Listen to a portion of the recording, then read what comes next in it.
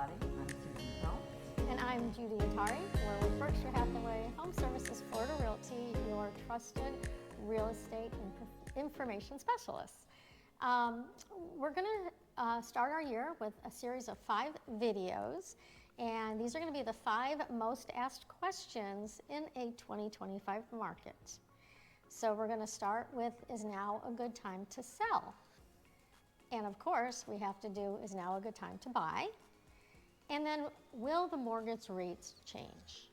And everyone wants to know what's going to happen to prices of their properties. And we're going to try and clear some of the confusion and explain to you how your realtor gets paid when they buy or sell your property.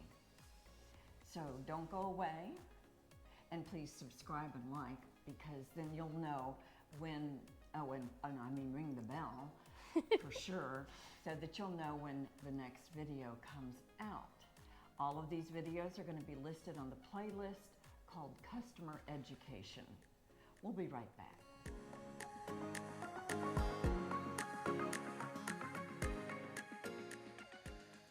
Our friends at John Cannon have allowed us to come into the beautiful Pandari model in wild blue in Sarasota, the southern end of Lakewood Ranch by Waterside. This is a beautiful model, and we hope that you are going to check out the video that's already on the channel about the Pandari, and let us know if you have any questions about custom home builders.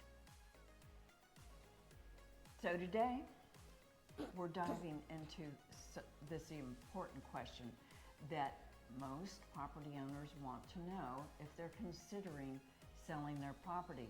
Is now a good time to sell? Well, we just know that it's such a personalized question with a personalized answer. So we want to share basically the information that's going to impact your decision to sell. Now, when you read the newspaper, in general across the U.S., what it's saying is it's still a very competitive market, and the prices are still going up, and the inventory is still low. But that's not the case in our Sarasota, Manatee County area. And so we're going to back up a little bit and repeat or review the statistics that we shared on our last November 2024 market report, so that we'll bring you up to date, because it's just the very beginning of January and we don't have those end of year numbers yet. Definitely. So our market, if anybody's been here, is super hyper local. Within the 2-county area that we generally focus on, we have beach properties, we have high-rise condos, we have farms, we have master plan communities, we have a little bit of everything. And our market in Florida is also drastically different from the rest of the country. So our hyper-local market within Florida is not the same as everybody else. During the pandemic, we had a remarkable shift in the real estate market here. We had a lot of remote workers coming to our area. It became much more common, and we're still seeing that, although there are some changes there. And the climate here, a lot of people were cooped up in northern snowy climates or different things like that. And so the market saw a big buying frenzy that was unprecedented. And also, we saw a lot of price elevations and bidding wars. At the same time, mortgage rates decreased to an all-time low. They were kind of artificially assisted. So they were down to 2.65% in January of 2021, allowing a lot of buyers who had been held back from the market able to enter it. In 2023, the market started to kind of correct, and a lot of that was due to rising inflation. The mortgage rates increased, and now we are seeing sales decreases and prices adjusting. We're seeing a more leveling off. We're not as much in an unbalanced market in the seller's favor. It's moving into a more normal balance. And we are still seeing significantly price increases from, say, 2020, 2021. I mean, our values are high and holding. There's just that rapid escalation has kind of leveled off.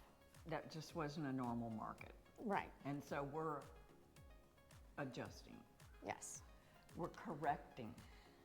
So first, we're going to look back at our inventory because the inventory levels have really changed in our market in the last year or so.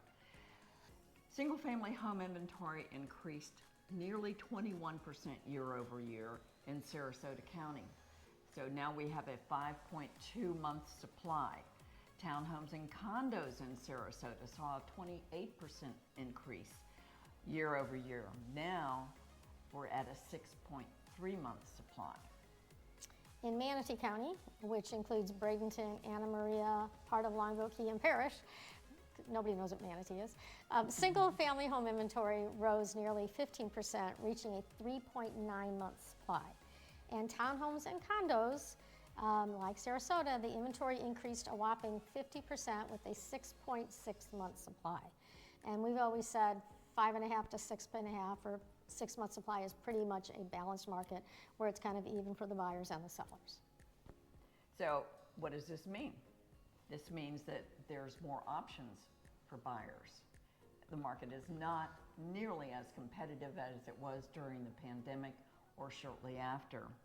For sellers, this shift in the market brings some key considerations. Now, as mentioned, with more options for buyers, sellers need to be aware and understand that buyers aren't jumping on the buying bandwagon like they were before. They're taking their time.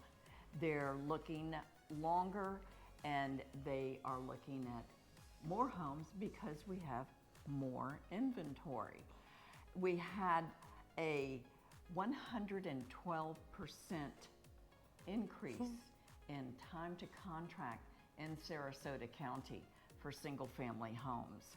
That's huge because for a while, and that's 53 days, for a while there we were looking at a matter of a week to 2 weeks. Yeah, and some homes were going the first day. Right, yeah. We were having people that were flying in or not even looking at the property. I had several customers buy without seeing the property. Right. So the time for contract for the townhomes and condos increased 205% to 85 days compared to just last November. So in Manatee County, Time to contract for single-family homes was up 87% to 45 days, and time to contract for townhomes and condos was up 71% to 53 days. So we always tell people, plan at least a month before you get that first offer coming in. It may happen quicker, but yeah. right. So just to repeat from our market report, which is still on our video channel, check it out. So as a seller, what can you do to stand out in this market? Because it's a little more competitive for sellers than it used to be. The main thing is to price your property appropriately. What we have seen in the last few months is that people are accepting offers that are about 94% of the list price. So, do you have time for that property to stay on the market? We really don't approve. We don't give our stamp of approval for a seller that wants to test the market. That's often just a waste of time. You have to determine what your motivation level is. True. So make your necessary repairs. Very few people want to come into a home that is a rehab. There are still those people that can manage that process, but most of our buyers want to move into a home that is ready to move into. They don't want a project. Right. So make those necessary preparations and repairs for your property, and think about curb appeal. This is so important, and you wouldn't think so because you walk into a home and that's where you're going to live and you can always deal with the yard later, but you have to pull people into the home. And if they drive by and they just see nothing going on that's going to appeal to them, they might not even come in. So for townhome and condo sellers, there is a bonus tip here. And we have to deal with this in a practical way. And what I'm talking about are these increased HOA fees and assessments that HOAs are having to charge their homeowners to fulfill their requirement for having reserves for repairs and added changes and so forth in the community. If you have a knowledge, and believe me, if you have knowledge of an assessment coming down, you should definitely let everybody know, because they're going to find out when they get the HOA docs. So the best thing to do, in my opinion, is to pay off that coming assessment. And that makes your property a little more attractive than the one down the street. Definitely. One other point we want to talk about is getting a professional home inspection, which buyers often do, and most buyers will do, but do it when you're selling. And it'll give you specific points about needed repairs, things you can elect to do or not do, things you may need to disclose. But if you can have a professional report that you can share with the buyers and say, hey, we've had this home inspected by a professional licensed inspector, here's, we've repaired this and that, or you don't have worries about other things. It's a great marketing tool. And it also lets you sell it in good conscience, like, oh, I've taken care of everything, I know we're good to go. So as inventory grows and our market evolves, you understand what needs to be done, and it'll just save everybody more time. You'll have a much quicker close if you're not having to have a prolonged time for repairs. So that's an option there. And understanding the trends right now will really help you. If you have any questions or need help navigating our changing market, please give us a call. We'd love to guide you through this process and help you determine if it's a good time to sell for you. For you. Exactly. Because everybody's situation is a little different.